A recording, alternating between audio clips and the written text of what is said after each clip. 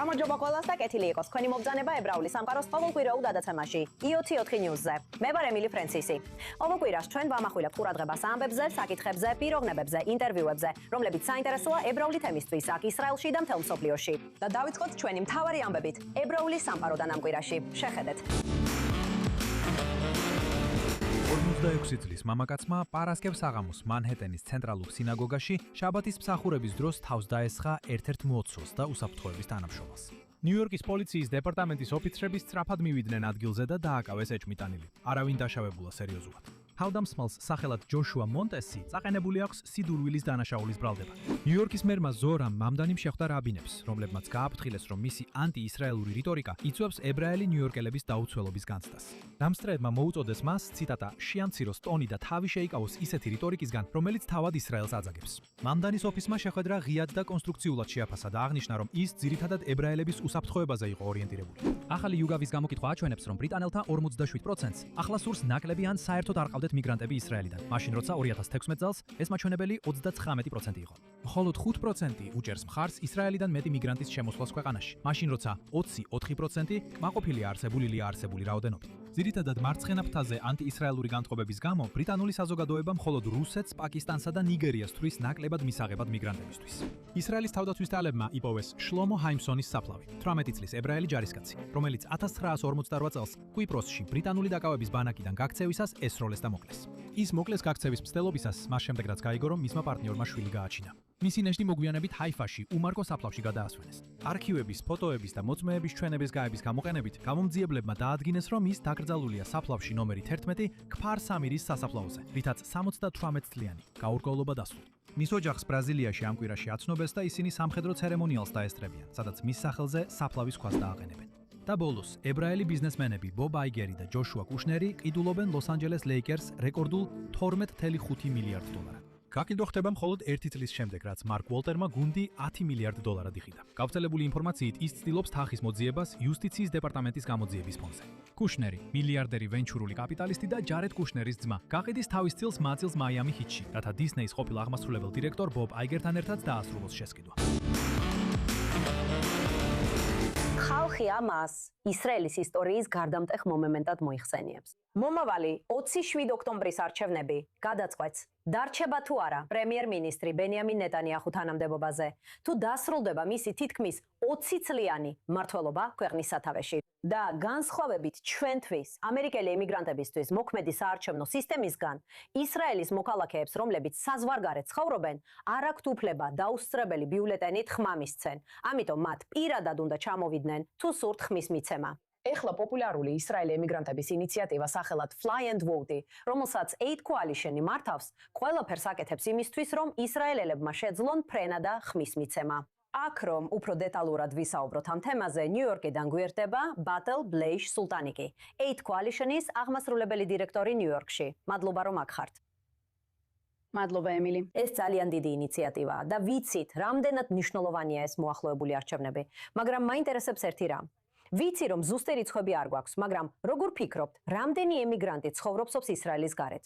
მაგალითად, ალბათ ყველაზე კარგად ამერიკის შეერთებულ შტატებს იცნობთ. ბევრი, ხომ ასეა? დიახ. ასე რომ ვარაუდობენ, რომ დაახლოებით 700,000-დან 1 მილიონამდე ისრაელი ამომრჩეველი ცხოვრობს ისრაელის გარეთ. ვაუ. ეს დაახლოებით ამომრჩეველთა საერთო რაოდენობის 10%-ს შეადგენს. ვაუ, ეს მართლაც ბევრია. და ეს უცნაური რამეა, რადგან ლოგიკურად რო ვიფიქრო, ჩვენ შეგვიძლია დაუსწრებელი ბიულეტენით ხმის მიცემა. და ეს ერთ-ერთი საკითხია, რომელიც არჩევნების სისტემაშია ჩამჯდარი, მაგრამ ძალიან მოძველებულია. არის ქაღალდები, სხვადასხვა ნივთები და კონვერტები, რომლებიც ცვლილების საშუალებას არ იძლევა, რაც ძალიან დამთრგუნველი უნდა იყოს. სწორია, ემილი. ბევრი დემოკრატისგან განსხვავებით ისრაელი არ სთავაზობს ზოგად დისტანციურ ხმის მიცემას. ასე რომ თუ თქვენ ისრაელის მოქალაქე ხართ და საზღვარგარეთ ცხოვრობთ, ფიზიკურად უნდა იმყოფებოდეთ ისრაელში საარჩევნო უბანზე, რომ ხმა მისცეთ. და ამასაც გაგიზიარებთ. იმის გასაგებად თუ რამდენად მოტივირებულები არიან ისრაელები საზღვარგარეთ, წლევანდელი წლის დასაწყისში ჩავატარეთ გამოკითხვა 4500 ისრაელს შორის, რომლებიც საზღვარგარეთ ცხოვრობენ. სადაც 84%-მა ეს არჩევნები ისრაელის ისტორიაში ერთ-ერთ ყველაზე მნიშვნელოვანად დაასახელა. 73%-ს კი სურს ჩამოფრენა და ხმის მიცემა და 45% ყველაფერს გააკეთებდა ამისთვის. ამიტომ გამოვავლინეთ ბარიერები და ვეხმარებით მათ გადალახვაში. მართალია, ანუ განსაკუთრებით ახლა ვიცით, რომ ხარჯები პრობლემაა, განსაკუთრებით ომის პირობებში და თვითონ ფრენები ძალიან ძვირია და შეიძლება რეალისტური არც იყოს. მოგვიყევით ინიციატივის შესახებ და როგორ ეხმარება ის ამ ბარიერის გადალახვაში. სიხარულით კიდევ ერთხელ მადლობა. Flying Vote არის არაპარტიული ინიციატივა. ეს არის AID Coalition-ის საერთაშორისო ინიციატივა, რომელიც ემსახურება ამ მომრჩეველთა აქტიურ ჩართულობას. რომის მიზანიცაა დაეხმაროს ისრაელელებს მთელ მსოფლიოში, რომ გამოიყენონ თავიანთი უფლება და მისცენ ხმა. ეხლა როგორ ვაკეთებთ ამას? ჩვენ ვმართავთ საინფორმაციო ცენტრს, რომელიც უზრუნველყოფს ზოგად ინფორმაციას არჩარჩევნების შესახებ და ამოწმებს ხმის მიცემის უფლებამოსილებას. და გვაქვს მოგზაურობისა და ლოჯისტიკური დახმარების პლატფორმა. ხედავთ, არჩევნების დღის მსგავსად მკაცრ რვადებთან დაკავშირებით ქარიღის მოქნილობაც ხდება და ადგილების ხელმისაწვდომობაც. და ზოგიერთ ადამიანს უბრალოდ არ შეუძლია თავად იპოვოს უფრო ხელსაყრელი მარშრუტების კომბინაცია. ამიტომ ჩვენი სისტემა ზუსტად ასეთ ვარიანტებს აჩვენებს. აერთიანებს კომერციულ, დაბალბიუჯეტიან და გადაჯდომით მარშრუტებს. ასევე როცა არჩევნების თარიღს უახლოვდებით, სპეციალურ ჩარტერულ ვარიანტებსაც. ყველა ეს ვარიანტი შექმნილია იმისთვის, რომ გაზარდოს მიწოდება და შესაძლოა ფასებიც უფრო მისაღები გახადოს. დიახ, მაგრამ ისრაელის მთავრობა წინააღმდეგობას უწევს. რამდენიმე კვირის წინ იყო ცნობები ინიციატივებზე, რომლებიც სასამართლოში ჩივილით იმუქრებოდნენ და ასე შემდეგ. როგორ ჩანს, უნდა იყოს რაღაც პოლიტიკური мотиваცია, რომ შეზღუდონ ჩარტერული ფრენები. ანუ, ეს დემოკრატია? უნდა ვთქვა, რომ ეს ნამდვილად არაპარტიული ინიციატივაა. ჩვენ არ ვირჩევთ რომელიმე მხარეს. ჩვენ ვუჭერთ მხარს ხმის მიცემის უფლებას. ჩვენ არ ვეკითხებით ხალხს, როგორ აძლევენ ხმას. ჩვენ არ ვუჭერთ მხარს არც ერთ პარტიას ან კანდიდატს. ისრაელელები საზღვარგარეთ ყველა სპექტრს მოიცავენ და ინიციატივა ყველასთვის ღიაა. ნიშნულოვანია აღვნიშნოთ და ეს განსხვავებაა. ჩვენ არ უკიდულობთ ბილეთებს და არ ვაფინანსებთ ინდივიდუალურ მგზავრობებს. მონაწილეები თავად იხდიან ან თავად უზრუნველყოფენ მგზავრობას. ჩვენ ვაწვდით ინფორმაციას და ცუდომას მგზავრობის ვარიანტებზე. ეს მართლა ძალიან მნიშვნელოვანია. ეხლა კითხვა ესეთია, რამდენს ველით? მგონი ზუსტად არ ვიცით, განსაკუთრებით მაშინ, როცა ჯერ კიდევ ბევრი ავიაკომპანია არ დაფრინავსავს ისრაელში. ფიქრობთ, ეს საკმარისია, რომ შესაძლოა ცვლილება შეიტანოს? ამ ეტაპზე 30,000-ზე მეტმა ადამიანმა უკვე დარეგისტრირდა ინიციატივაში. შემიძლია გადიზიაროთ, რომ ინდუსტრიის წყაროების მიხედვით წელს არჩევნებამდე დღეებში ბილეთების დაჯავშნის მაჩვენებელი 300%-ით გაიზარდა ჩვეულებრივ დონესთან შედარებით. და სხვათა შორის, სწორედ ამას ვცდილობთ ახლა გავიგოთ. რეგისტრაცია და ცნობიერების ამაღლება პირველი ეტაპისთვის. შემდეგი ეტაპი კი არის იმის განსაზღვრა, თუ ვის უკვე აქვს მგზავრობა დაგეგმილი, ვის კიდევ სჭირდება დახმარება და როგორ შეგვიძლია კიდევ იცით დავეხმაროთ არსებულ ბარიერებთან ბრძოლაში. და ამ კვირაში ჩვენ გამოვაქვეყნეთ საჯარო გამოკითხვა, რათა დავადგინოთ, რამდენი ისრაელი აპირებს არჩევნებში მონაწილეობას და გავიგოთ, რა მდგომარეობაში არიან ისინი და როგორ შეგვიძლია კიდევ უფრო დავეხმაროთ. ვაუ, ესე რომ საკმაოდ მასშტაბური საქმეა და როგორ ავცელებთ ინფორმაციას? ყველა ადგილას, სადაც ისრაელის თემებია, ყველა სოციალური მედიის არხში PR-ი ყველგან ვავრცელებთ ინფორმაციას ამ წუთშიც კი თქვენთან ერთად. ეს მართალია, ეს ნაწილი ჩვენც ვიცით. კარგი, დიდი მადლობა. ძალიან საინტერესო იქნება, როგორ განვითარდება მოვლენები. ბატლ ბლაიხ სოუტონიკი, AID კოალიციის აღმასრულებელი დირექტორი ნიუ-იორკში. გმადლობთ. თავარი ისაა, რომ ისრაელში ჩახვიდეთ და ხმა მისცეთ. მანძილი არ უნდა იყოს მიზეზი, რომ ხმა დაკარგოთ. გაფრინდით და მისცეთ ხმა ყველამ. კიდევ ერთხელ გმადლობთ. ჯეფრი მაიერსი, პიტსბურგის სიცოცხლის ხის სინაგოგის რაბინის პოსტიდან გადადგა თითქმის 10 წლიანი მუშაობის შემდეგ, მაგრამ მისი რაბინობა ჩვეულებრივი არ ყოფილა. მას მოუწია სინათლისა და ოპტიმიზმის შუქურად ქცევა, არა მხოლოდ თავისი თემისთვის, არამედ მთელი ამერიკის ებრაელებისთვისაც. რადგან 2018 წელს ეს ადგილი ამერიკის ებრაული ისტორიის ყველაზე მომაკვდინებელი ტერორისტული თავდასხმის ადგილად იქცა. აი მეტი ინფორმაცია ამ რეპორტაჟში. ან თავს მადლიერებით ვასრულებ იმ კურთხევებისთვის, რაც მიმიღია. როდესაც ჯეფრი მაიერსმა 2017 წელს პიტსბურგის სინაგოგაში რაბინისა და კანტორის მოვალეობა იკისრა, ვერასდროს წარმოიდგენდა რა გახდებოდა ეს როლი მხოლოდ 1 წლის შემდეგ. 2018 წლის 27 ოქტომბერს შაბათ დილით მისი მრევლის 11 წევრი სიცოცხლის ხის სინაგოგაში უკიდურესად მემარჯვენე ექსტრემისტმა დახოცა, რაც ამერიკის ისტორიაში ყველაზე მომაკვდინებელ ანტისემიტურ თავდასხმად იქცა. რაბინი მაიერსი ეროვნულ და საერთაშორისო ყურადღების ცენტრში აღმოჩნდა და მას დაეკისრა ურთულესი ამოცანა ეხელმძღვანელა, მაგრამ ასევე დახმარებოდა თავისი მრევლის განკურნებაში. როლი, რომელიც მე დამეკისრა, იყო განკურნების ნაწილი, რათა მრევლი მომზადებულიყო ახალი თავისთვის, იმისთვის თუ როგორი შეიძლება იყოს ეს მომავალი. როგორ შეუძლია მრევლს, რომელმაც მასობრივი სროლა გადაიტანა. ამას იყენებს როგორც შესაძლებლობას, რომ გარდაიქმნას და რაც სურს რომ იქცეს. რაბი მაიერსი იმ დღეს სინაგოგაში იყო და მოახერხა, რომ შეეფარებინა თავი თავდამსხმელს. 11 დაღუპულის ასაკი მერყეობდა 54-დან 87 წლამდე. ის პასუხისმგებლობა, რომელიც მოხვება რწმენის ლიდერობას, რომელმაც გადაურჩა ესეთ საშინელ მოვლენას, რომ უზრუნველყოს 11 მსხვერპლის ღირსებისა და პატივის მუდმივად უმაღლეს დონეზე დაცვა. შეტევის შემდეგ მან თქვა, რომ ლოცვა უჭირდა. მან ფსალმუნების წიგნი წაიკითხა, ცდილობდა მნიშვნელობა ეპოვა. ყველა 150 თავის კითხვის შუაში მან 121 თავში წაიკითხა ასეთი სტრიქონი. ჩემი დახმარება მოდის ღმერთისგან, ცისა და მიწის შემოქმედისგან. მისი თქმით ამან მისცა ძალა და გამბედაობა, რომ სიტუაცია საკუთარ ხელში აეღო. მან ჩვენება მისცა თავდამსხმელის სასამართლო პროცესზე და დაეხმარა საზოგადოების აღდგენაში, როგორც ემოციურად, ასევე ფიზიკურად. შენობა თავდასხმის შემდეგ ცარიელი იყო, რადგან მრევლი სხვა ადგილზე გადავიდა, მაგრამ ახალი აღდგენილი სიცოცხლის ხის სინაგოგა 2028 წელს გაიხსნება. მთავარი სალოცავი დარბაზის ნაწილში მიმდინარეობს სამუშაოები, რომელიც შენობაში დარჩება. შენობის შემდეგ ნაწილზე მშენებლობა სავარაუდოდ რამდენიმე თვეში დაიწყება.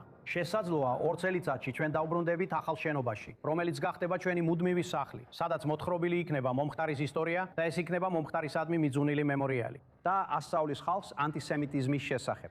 ასე რომ ჩვენ საკმაოდ აღფრთოვანებულები ვართ აქაურობის მომავალით. რაბი მაიერსი 70 წლის ასაკში პენსიაზე გადის და ტოვებს მემკვიდრეობას, რომელსაც ცოტა ვინმე იწინასწარმეტყველებდა, როცა მან დაიწყო, მაგრამ მემკვიდრეობას, რომლისთვისაც ხალხი ნამდვილად მადლიერია. ამის მსგავსი რაღაცის გადალახვა ადვილი არ არის.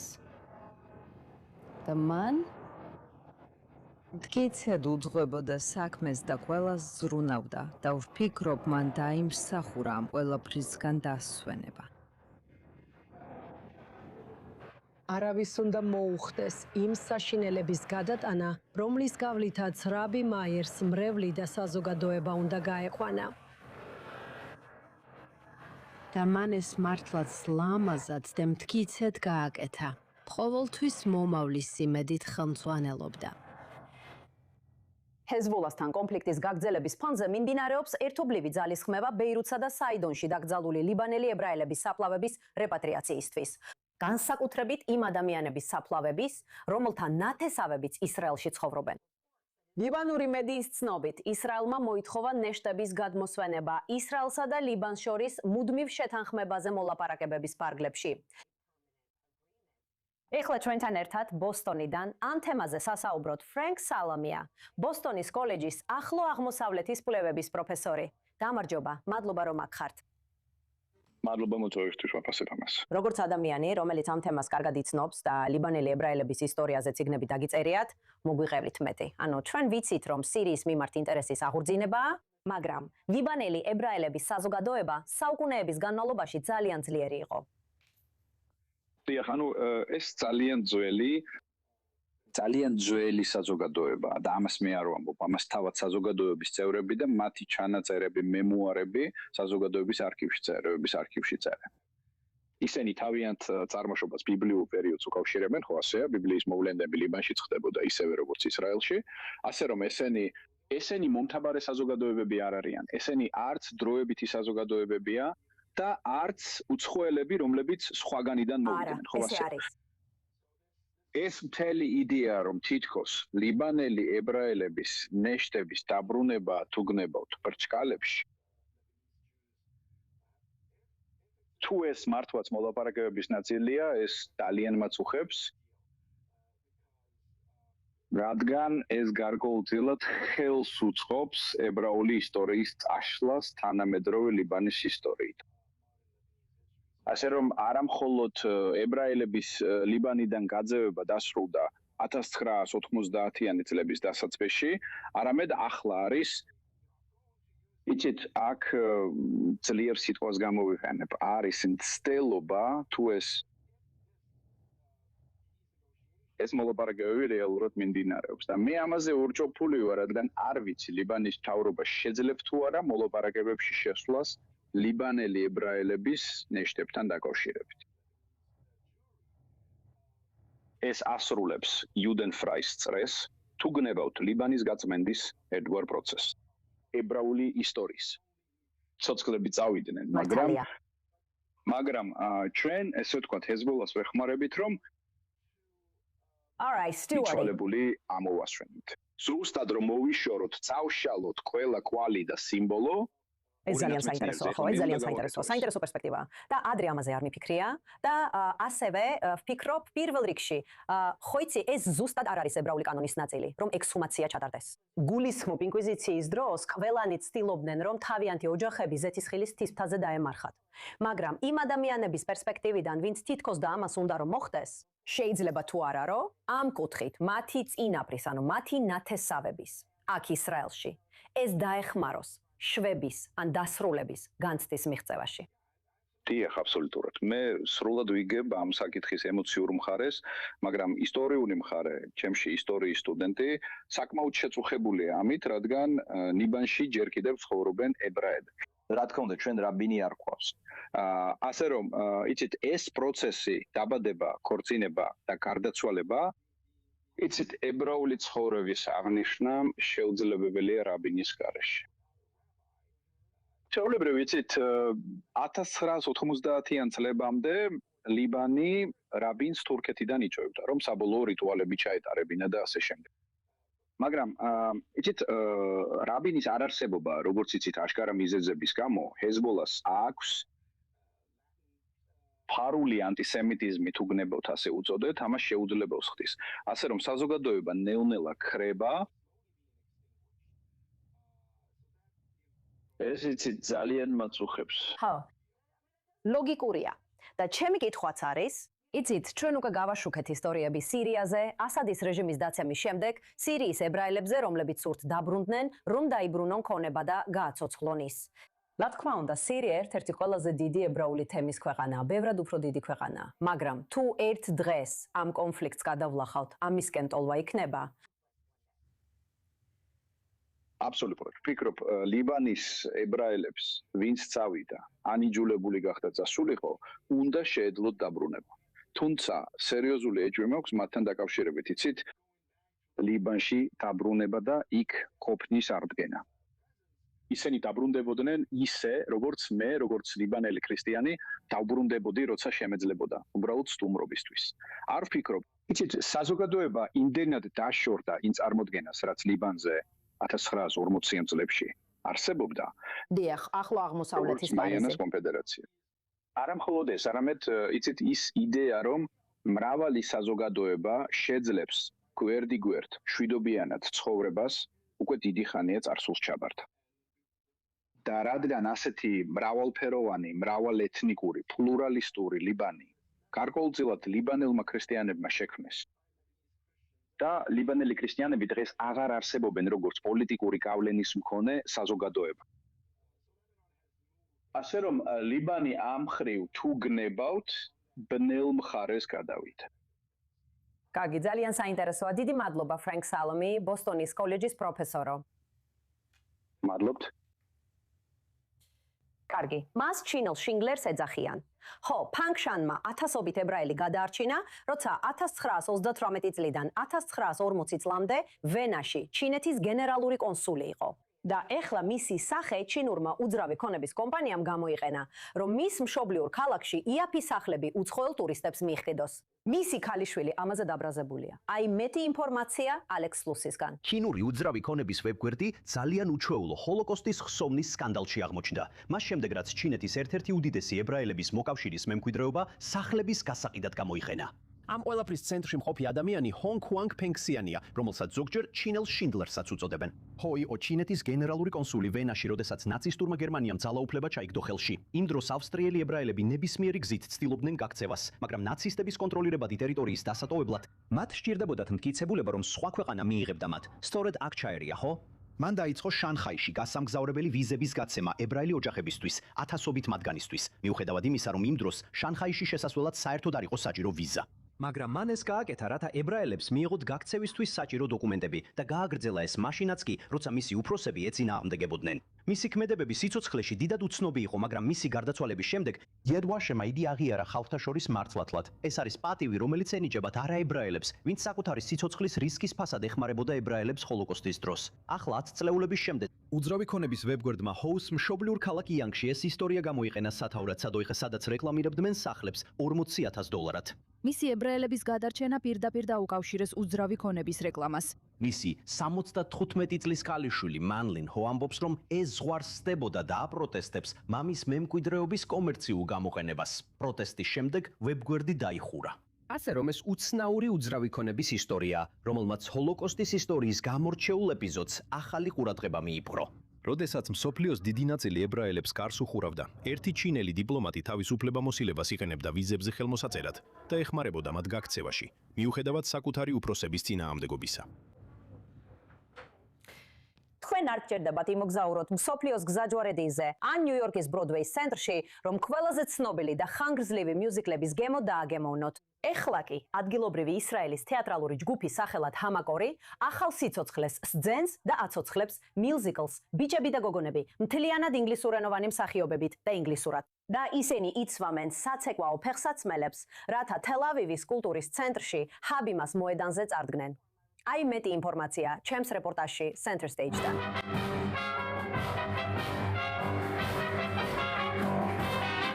ეს შეიძლება არ იყოს Broadway, მაგრამ ეს თეთრი ქალაქია და Broadway-ის კლასიკა ბიჭები და გოგონები ანათებს თელ-ავივის კულტურულ სცენას.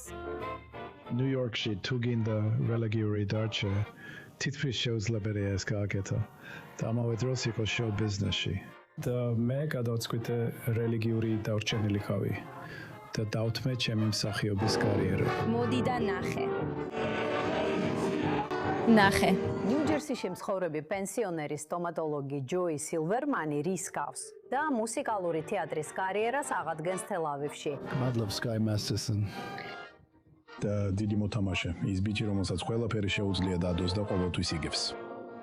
და ეს იყო შესანიშნავი დასი, უამრავი მხიარული ზრდასრულითა და ბავშვით, რომლებიც მართლაც ძალიან ერთგულად ეკიდებიან ამ საქმეს.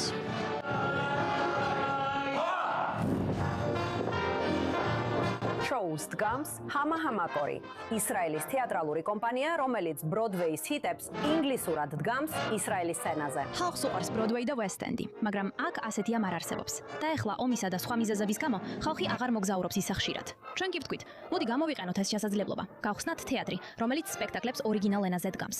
და ასე იცით, ჩვენ დგამთ სპექტაკლს ბიჭები და გოგონები ინგლისურად. და იდეა მომავალშია, რომ სპექტაკლები ორიგინალ ენაზე დავდგათ. ჩემი აზრით, თუ შეიძლება ესე ვთქვა, ადელაიდა არის შოუს გული. ის ძალიან სასაცილოა, ძალიან ცეცხლოვანი და ბევრია მასში, მაგრამ შიგნით ძალიან ნაზია და უბრალოდ უნდა ის, რაც ყველას უნდა. მას უნდა რომ უყვარდეთ. ნატანია მიშელი ამბობს, რომ მუსიკალური თეატრი მისთვის გადამჩენელი გახდა მას შემდეგ, რაც მისი ოჯახი რივერდეილიდან, ნიუ-იორკიდან ალიაზე გადავიდა, სულ რამდენიმე დღეში მისი ბათ-მიცვიდან. დიახ, ძალიან განსაკუთრებული ბათ-მიცვის საჩუქარი იყო. ალიაზე გადასვლის შემდეგ ძალიან გამიჭირდა საკუთარი თავის პოვნა. ეს ნამდვილი კულტურული შოკია. ეს მხოლოდ ენა არ არის, ყველაფერი განსხვავებულია. ჩემო მშობლებმა ნახეს რეკლამა სამოყვარულო თეატრის კასტინგზე და მაიძულეს მივსულიყავიყავი. დანარჩენი უკვე ისტორიაა. სამოყვარულო თეატრში ვთამაშობ 16 წლიდან. ალილუია! და მეც ამას ვეთანხმები. რაც შეეხება სამხრეთ აფრიკაში გაზრდილ დორი იარდენის. დაახლოებით 8 წლის წინ ისრაელში დავბრუნდი, რომ გამეწერა სამხედრო სამსახური. მომსახურობდი საზღვაო ძალებში, საელჩოში, მესამე ფლოტილიაში. და ეს დავამთავრე, შემდეგ სამსახიობო სკოლაში წავედი და ახლა ძველ მოდურ სმოკინგსა და ვარდისფერ პერანგს ვატარებ.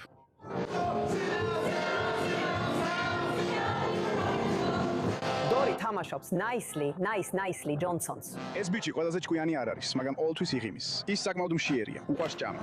და ყოველთვის მზადაა კარგი სიცილისთვის. 1 2 3 4 და რაც მთავარია, ცოცხალი ორკესტრი, რომელიც ძირითადად შედგება ახალი იმიგრანტებისგან, მთელი მსოფლიოდან, შელი ბიმნენის ხელმძღვანელობით. ეს ჩემი პირველი შემთხვევა, როცა რაიმე შოუს პროდიუსერობ. ასე რომ, ჩემთვის ეს არის იცით აღფრთოვანება. ეს მაბრაზებს, ეს მაცინებს, ეს ბევრ რამეს მაგძინებს. მაგრამ დღის ბოლოს ყველა უყურებს ამ ლეგენდარულ Broadway-ის მიუზიკლს და იმედოვნებს, რომ საერთაშორისო აუდიტორიასთან, იმ ხალხთან, ვინც სიმღერისა და ცეკვისთვის გამოსავალს ეძებს, კავშირს დაამყარებენ. უბრალოდ იმისთვის, რომ ისრაელში მსხოვრებ ინგლისურენოვანებს, რომლებიც ამ ენაზე საუბრობენ და უბრალოდ სურთ სამშობლოს ნაწილი იგრძნონ.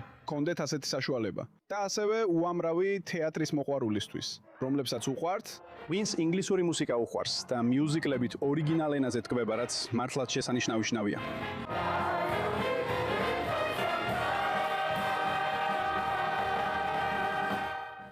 და ეს იყო ყველაფერი ამ კვირის Jewish World Weekly-ის ეპიზოდისთვის. შეგიძლიათ ეწვიოთ ჩვენს YouTube არხს ან სოციალურ ქსელებს და კიდევ ბევრ სხვა რამესაც ნახავთ აქ, ისევე როგორც წინა ეპიზოდებს. იმედია მოგეწონათ ეს გადაცემა. მე ვარ ემილი ფრენსისი. გმადლობ ყურებისთვის და შალომი თელ-ავივიდან.